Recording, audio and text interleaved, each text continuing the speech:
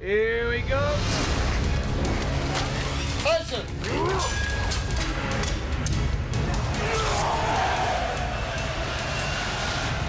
One of the things that we talked about along the way was that the fantasy of this film is going to be based on Japanese folklore. Japanese mythology is so fascinating. It makes it otherworldly. It really lets us put a distinct, fantastic stamp on the film.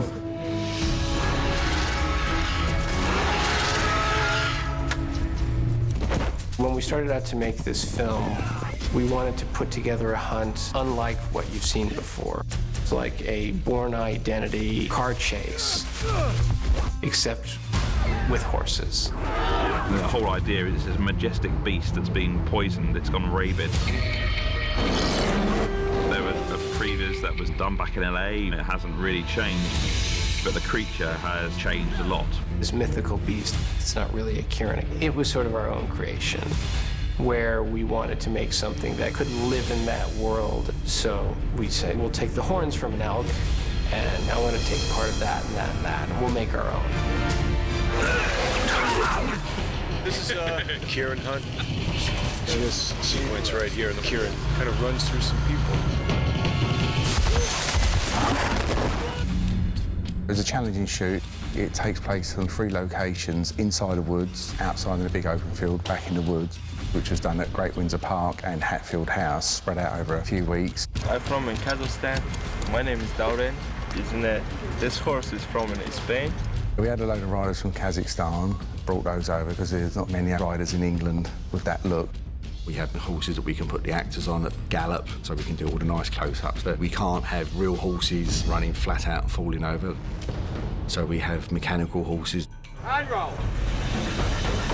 There's a lot of visual effects there because obviously the Kirin's not real. So it's all about designing a path where the Kirin will be, making sure that the actors are looking at where it will be, and making sure that there's real-world interaction with the invisible creature. From a physical acting standpoint, it's just been exciting to be doing the rehearsals and go from the script version to its living aspect. It should be epic.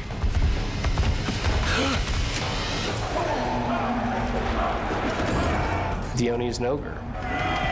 The idea was that the Dutch had bought this Oni as a creature out of the woods, and they used it as a fighting behemoth.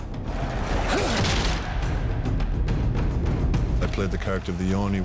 He's a vicious character.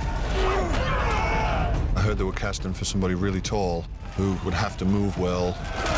I had an audition with Gary Powell and was pretty much offered the part there. Yeah, Neil is 7'7", a professional athlete. You know, he played basketball, and he's got great command of his physical skills. I've never done CGI before. Basically, I was in a carrot suit for about a week, which was not a good time. I wanted to get a suit that was more coloured the same as the Oni would be in the end, so that once we've overlaid Neil with our CG creature, the reflections he's giving off are the right colour. You know, to see this great body moving gracefully and doing the impossible, he's amazing. My first reaction to the tank. What? They are so scary. In Tengu, Kai takes Oishi to go and get some swords from the people he grew up with.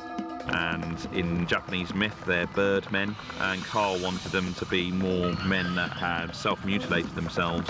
Scars in the head, cutting off their own ears. Their eyes have grown large because they're in a cave for years and years. After numerous drawings, we gave those instructions to our team of prosthetic designers. We're making one of the Tengu monks this morning. We start off with hiding Andy's hair. We put a bald cap on him. We have 2 ear pieces so they've lost their ears. We have a large face piece, little head piece which goes on, and several lip pieces which are basically scars. So it's got about 9 pieces in total. We're just going to define a few areas with grease paint, give it a little bit more contrast.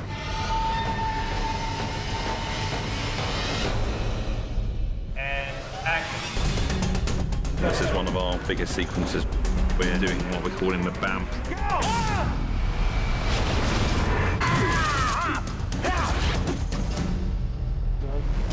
So we had the storyboards and we turned that into a moving animatic. There's one shot which was a continuous figure of 8 through everybody fighting. So that involved doing a lot of motion control because we need to repeat the same moves with Tengu in, Tengu out. That was a bit of a headache because the motion control rig has a massive arm on it that we had to move, making sure we got the best possible take that we can then reinsert with the passes later on. Carl's brief has been to make it as frenetic, as weird and tripped out as possible. So it's been an exciting sequence to shoot.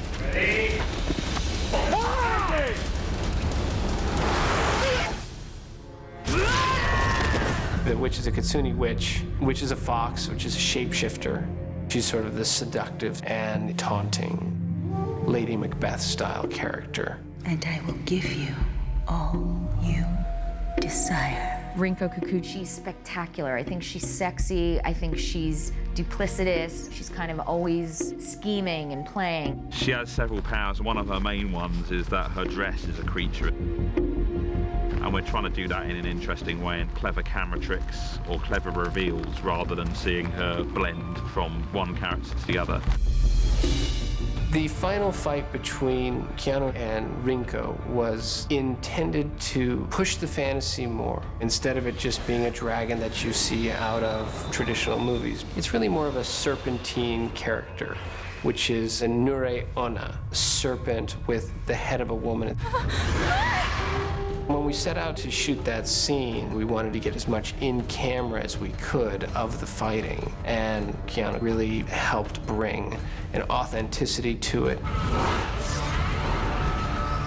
And we have this massive epic battle.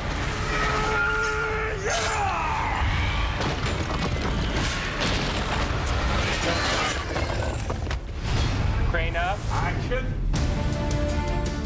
In the 47 Ronin, we took inspiration from a whole menagerie of fantastical creatures, and we tried to see them through the lens of a Western audience. Good night.